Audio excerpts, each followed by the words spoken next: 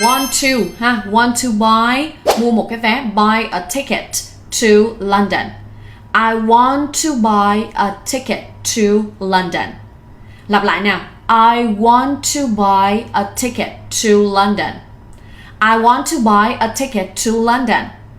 I want to buy a ticket to London. I want to buy a ticket to London. Câu số 2, vé khứ hồi giá bao nhiêu? Vé khứ hồi chúng ta sẽ có cụm là a round trip ticket. Lặp lại nào. A round trip ticket.